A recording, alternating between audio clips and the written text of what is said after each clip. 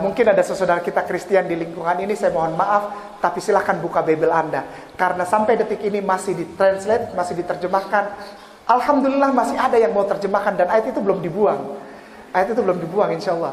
Jadi kalau antum semua saudaraku yang sangat aku sayangi dan aku hormati, ada di lingkungan ini yang Kristen, bawa Bible, buka. Ya, lihat. Matius pasal 7 ayat 21. Matius pasal 7 ayat 21 sampai 23. Tapi intinya ada di ayat 21. Matius pasal 7 ayat 21. Bunyinya begini. Bukan orang yang berseru kepadaku Tuhan, Tuhan akan masuk kerajaan sorga. Artinya adalah, kalau ini kata Yesus, saya garis bawahi, ini kata Yesus, kalau kau panggil aku Tuhan, kau tidak masuk sorga. Kalau kita meninggal, roh kita keluar dari tubuh. Roh kita tidak diterima masuk sorga. Roh kita masuk mana? Tolong dijawab. Sepakat. Karena di sana cuma ada 2 tempat. Tidak ada tempat ketiga. Jadi Yesus bilang, kalau kau panggil aku Tuhan, maaf, kau tidak masuk sorga. Artinya, jadi Yesus bilang, kalau kau berseru kepadaku, Tuhan Yesus, engkau masuk neraka. Saya tidak mau masuk neraka. Saya berhenti panggil dia Tuhan. Tapi orang Kristen kalau dibilang gini marah. Padahal saya bilang begini bukan menghina. Saya sayang sama mereka. Karena setiap hari Sabtu dan Minggu atau hari Rabu mereka bawa Bible-nya. Tapi mereka gak pernah tahu bahwa Yesusnya melarang mereka memanggil Yesusnya Tuhan. Tapi orang Kristen kalau dibilang gini marah.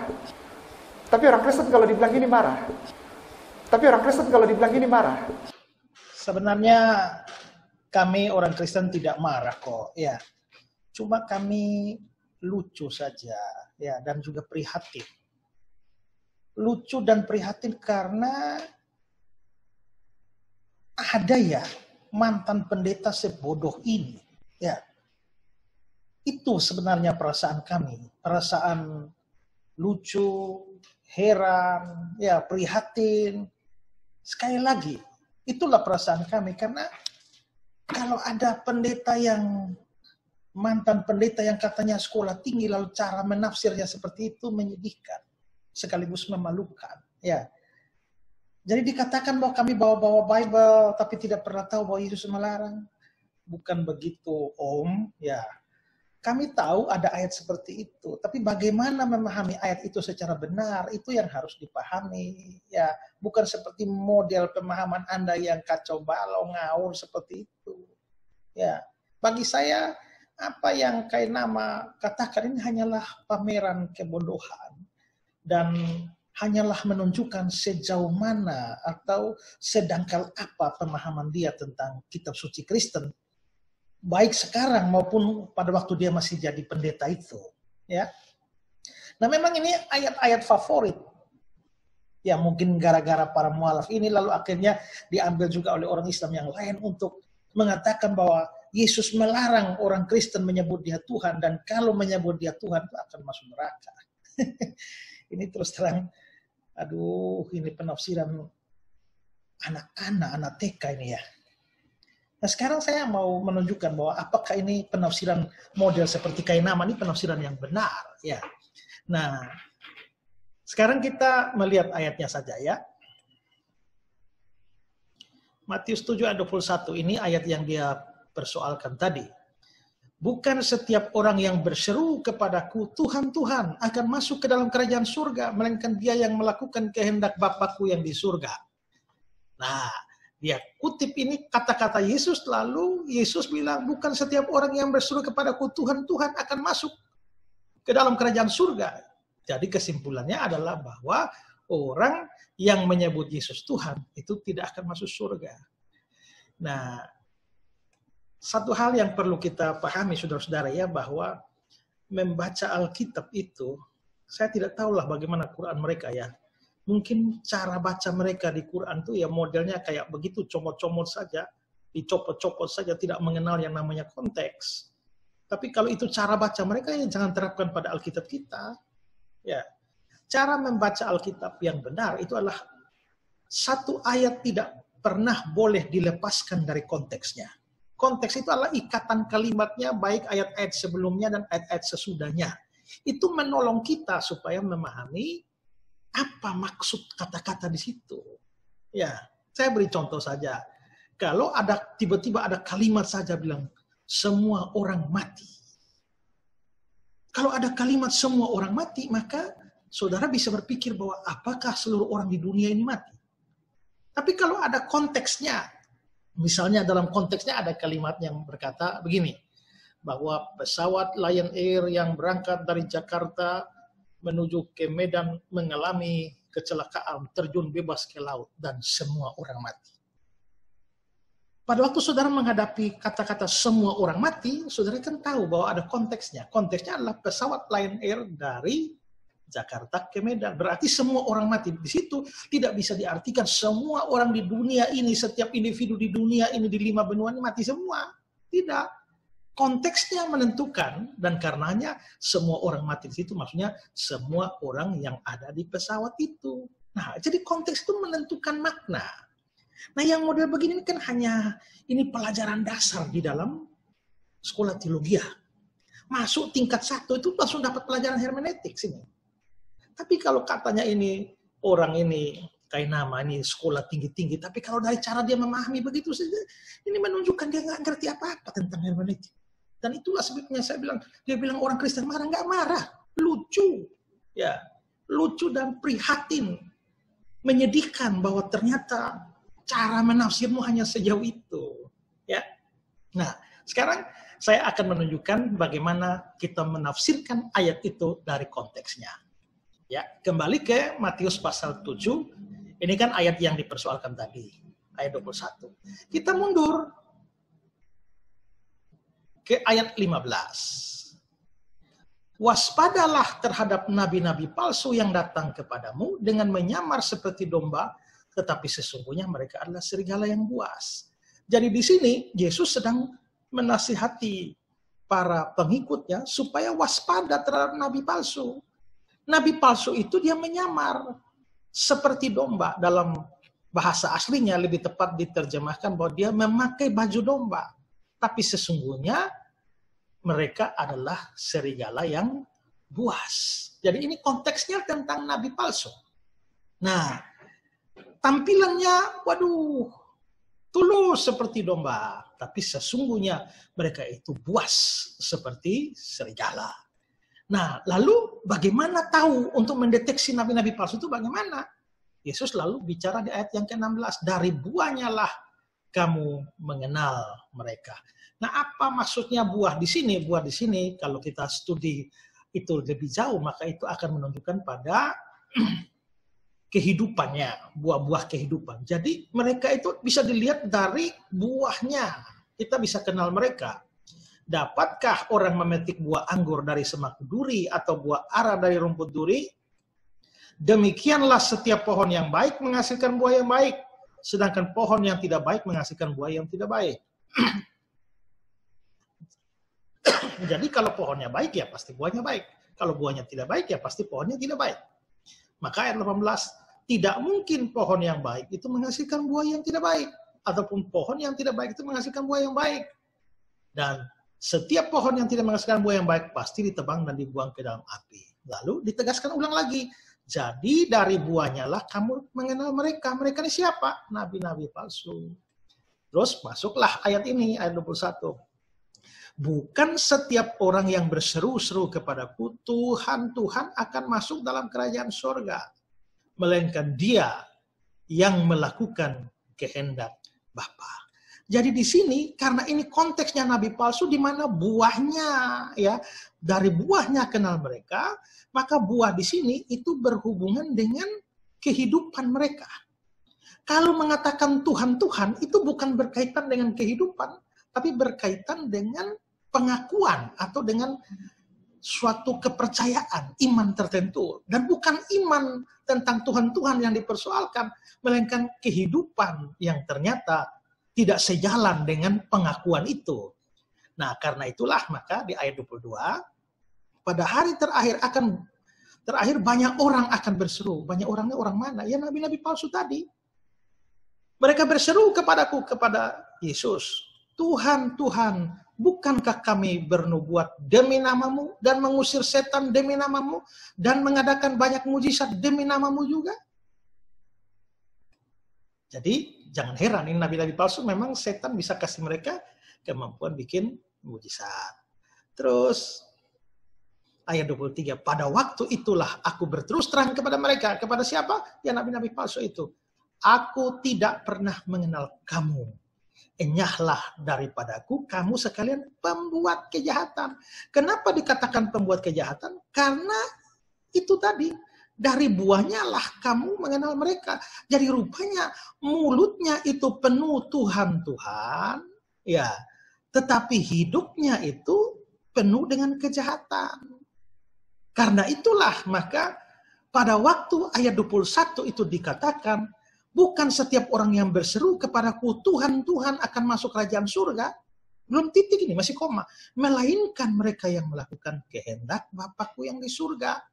Berarti persoalan dalam ayat 21 bukan persoalan pengakuan Yesus Tuhan. Bukan. Ya.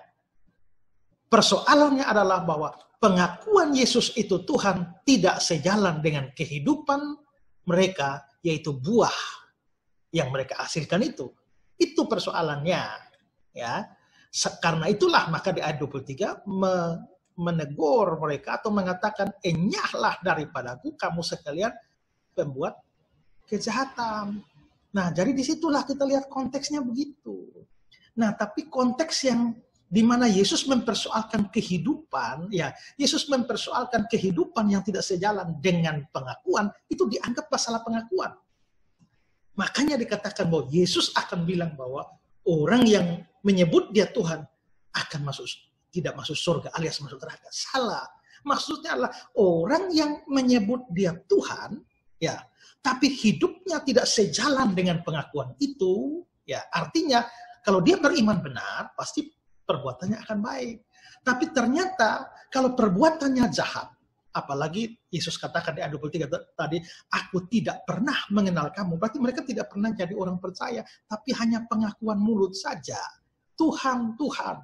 Ditambah dengan, bukankah kami bernubuat, bukankah kami usir setan, bukankah kami berbuat mujizat demi namamu juga? Ya, jadi menyedihkan sekali ini Kainama, ini penafsirannya. Dia bahkan tidak mampu memahami ikatan kalimatnya dari ayat sebelum dan sesudahnya. Ini model begini nih ya memang model comot-comot. Ya, entah model seperti apa saya juga tidak tahu ya. Nah, sekarang kita kembali coba lihat ayat itu ya. Nah, katakanlah di sini, perhatikan bahwa bukan setiap orang yang berseru kepadaku, Tuhan, Tuhan, akan masuk kerajaan surga, melainkan yang melakukan kehendak Bapakku yang di surga. Yesus sendiri mengatakan bahwa ada orang berseru-seru kepada dia, Tuhan, Tuhan. Tapi dia tidak mempersoalkan masalah ini sama sekali. Yang dia persoalkan adalah kehidupan mereka. Lalu ayat 22, pada hari terakhir banyak orang akan berseru kepadaku, kepada Yesus. Tuhan, Tuhan, bukankah kami bernubuat demi namamu, mengusir setan demi namamu, mengadakan banyak mujizat demi namamu? Pada waktu itulah aku berterus terang kepada mereka. Ingat ya, mereka sudah mengatakan Yesus Tuhan, Tuhan. Yesus akan berterus terang kepada mereka. Kalau Yesus tidak mengakui dirinya Tuhan, maka dia akan berterus terang kepada mereka bahwa mereka salah mengatakan dia Tuhan. Tapi bukan itu yang Yesus persoalkan. Ya, aku akan berterus terang kepada mereka, aku tidak pernah mengenal kamu, enyahlah kamu pembuat kejahatan. Jadi ini yang dipersoalkan oleh Yesus. Pembuat kejahatannya ini yang dipersoalkan oleh Yesus, bukan pengakuan bahwa Yesus itu Tuhan. Aduh, ini saya kadang-kadang itulah. Saya heran, kenapa mualaf-mualaf ini kalau pindah dan ngomong itu ya, rasanya kok bodoh-bodoh ya. Ya. Sehingga memang kita harus bersyukur saudara-saudara bahwa mereka pindah. Makin kurang orang bodoh dalam kekristenan ini ya. Apalagi kalau bilang pendeta. Ya. Bayangkan kalau pendeta sebodoh ini, betapa memalukannya kekristenan, betapa memalukannya gereja kalau punya pendeta bodoh seperti itu. Jadi ya syukurlah mereka pergi ya, ngumpul aja di sana sudahlah. Ya. Nah, satu hal lagi yang mau saya tambahkan. Dari ayat yang ke-21, bukan setiap orang yang berseru kepadaku Tuhan, Tuhan akan masuk ke dalam surga, melainkan dia yang melakukan kehendak Bapa-Ku yang di surga. Nah, pertanyaannya adalah, apa itu kehendak Bapa yang di surga? Kehendak Bapa yang di surga sini itu bisa berarti merujuk pada perbuatan baik. Sesuai konteks ini, dari buahnya lah kamu mengenal mereka. Ya, dari perbuatan mereka. Jadi kehendak Bapa adalah supaya orang-orang percaya yang mengaku Yesus Tuhan itu mau berbuat baik. Itu bisa begitu.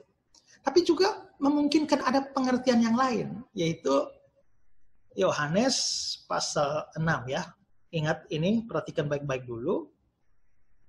Dia yang melakukan kehendak Bapa di surga, itu yang akan masuk ke dalam kerajaan surga. Nah, kehendak Bapa yang di surga itu apa? Kita lihat Yohanes pasal 6. Yohanes pasal 6 ayat 28. Ya. Lalu kata mereka kepadanya, apakah yang harus kami perbuat supaya kami mengerjakan pekerjaan yang dikehendaki Allah? Perhatikan ya.